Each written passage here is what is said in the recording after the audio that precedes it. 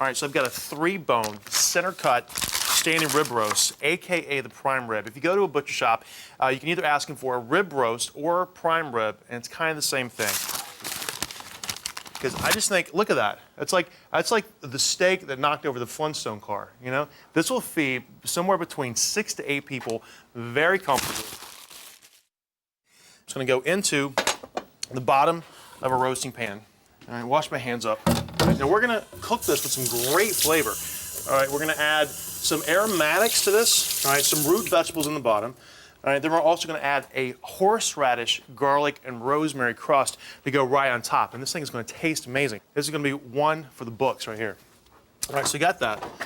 Okay, we got some carrots, we got some parsnips, I've got an onion, and I've got some garlic. We're just gonna throw some things in the bottom of the pan to really give it some great aroma as the whole thing cooks.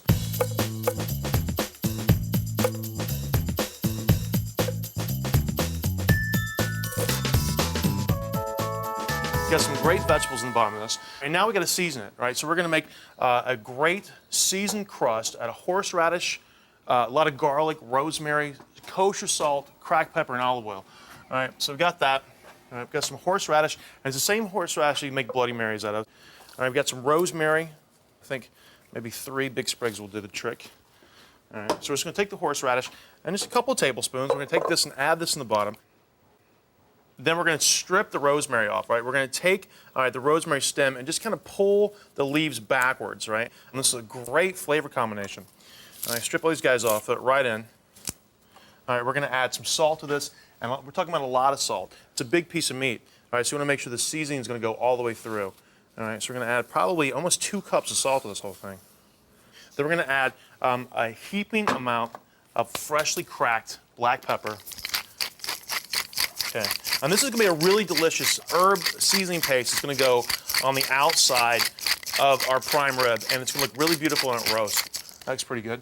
All right, we're going to add some extra virgin olive oil. Not a whole lot, just enough to make it wet so we can spread the whole thing. All right. Now we're going to add some garlic to this. I've got a couple of cloves of garlic, probably almost like a whole head. So we're going to take a couple of minutes. We're going to smash it open with the palm of your hand.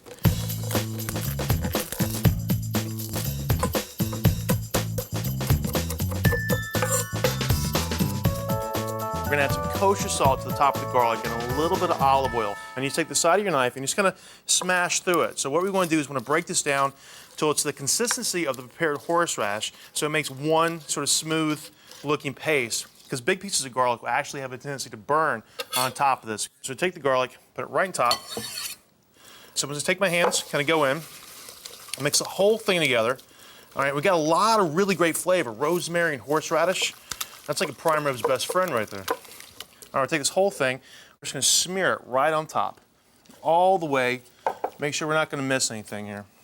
So we got rosemary, we got garlic. Isn't that beautiful? All right, quick little wash up. All right, cool. So to go into the oven at 375 degrees for about 1.5 hours to 2 hours. All right, so throw this guy in. All right, it takes just a couple of minutes to get into the oven, and then the oven does the hard part. The prime rib, it's finished. Are you ready to see the star of the show?